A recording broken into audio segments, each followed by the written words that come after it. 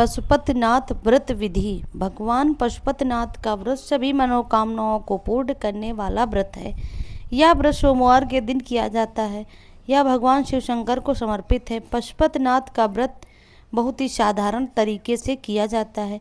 इस वीडियो के माध्यम से हम पशुपतिनाथ व्रत के बारे में संपूर्ण जानकारी देंगे, जैसे कि यह व्रत कब करना है, किस वार को करना है, क्या क्या पूजन सामग्री चाहिए, क्या नियम है और कब करना चाहिए। अतः वीडियो लास्ट तक बने रहें। पशुपतिनाथ व्रत किस दिन करें? पशुपतिनाथ भगवान का व्रत सोमवार को किया जाता है। जिस मंदिर में एक व्रत करें उसी मंदिर में सभी व्रत करने हैं। इससे सुबह और शाम दो समय की पूजा की जाती है। पूजा में सुबह के समय इतना सामान ले कि वह शाम की पूजा के लिए भी पूरा हो जाए। कितने सोमवार करें? पशुपतिनाथ भगवान का व्रत 5 सोमवार किया जाता है।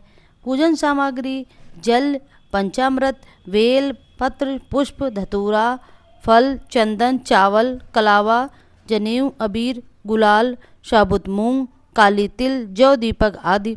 वैसे आपके पास जो भी सामग्री उपलब्ध हो उसी से आप पूजा कर लें, लेकिन शाम की पूजा के लिए 2 सामग्री बहुत ज़रूरी है। शाम की पूजा की 2 विशेष सामग्री: शाम की पूजा के लिए वही थाली लेकर जानी है और मीठे का प्रसाद बनाना है। प्रसाद में आप हलवा या खीर बना सकते हैं। बाजार से नहीं लाना है, घर में ही बनाना है। और प्रसाद को इतना ही बनाएं कि जितना आप मंदिर में ले जा सकते हैं। घर पर छोड़कर नहीं आएँ, उसमें में से किसी को खाने भी न दें। और 6 दीपक लेकर जाने हैं। सुबह शाम की पूजा कैसे करें? सुबह की पूजा आप शिव मंदिर में जाकर रोजाना की पूजा की तरह ही करें और थाली को घर पर रख दें। शाम को इस थाली को पूजा करने के लिए ले जाना है। शाम की पूजा प्रदोष काल के समय करनी है। घर पर प्रसाद हलवा या खीर एक पात्र में रख लेना है। घर घी के दीपक 6 दीपक लेने हैं। 7वां कोई दीपक बत्ती नहीं लेनी है। सबसे पहले 6 दीपक हमें मंदिर में ज़मीन पर रख लेने हैं और दीपक के नीचे कुछ चावल पुष्प रख लेने हैं, क्योंकि दीपक खाली जगह पर नहीं रखते हैं। इनमें से 5 दीपकों को प्रज्वलित कर लेना है। 6ठा दीपक हमें प्रज्वलित नहीं करना है, लेकिन थाली से ज़मीन पर जरूर रखना है। फिर प्रसाद को भी किसी दोने या पत्तल में 3 हिस्सों में बांट लेना है। तीनों प्रसाद के पात्रों में ज़मीन पर रख लेना है। फिर अपनी आप पूजा करें। आरती के लिए नीचे रखे दीपक से न उठाएं। आप वैसे ही आरती कर सकते हैं या फिर आरती के लिए आप कपूर ले जा सकते हैं, उसी से आरती करें। व्रत का संकल्प लें और अपनी मनोकामना भी शिव शंकर से कहें।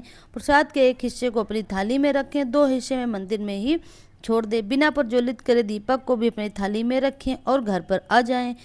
घर में प्रवेश करते समय सीधे हाथ की तरफ मुख्य दहलीज पर उस दीपक को अपनी मनोकामना कहते हुए प्रज्वलित करें और अंदर प्रवेश कर जाएं। व्रत कब खोलें? शाम के समय, जब शाम की पूजा कर लें उसके बाद व्रत खोलें। पहले घर लाए हुए प्रसाद को पाना है, उसके बाद आपने जो भी घर पर बनाया वह ग्रहण करें। दिन में आप फलाहार भी कर सकते हैं। उद्यापन कैसे करें?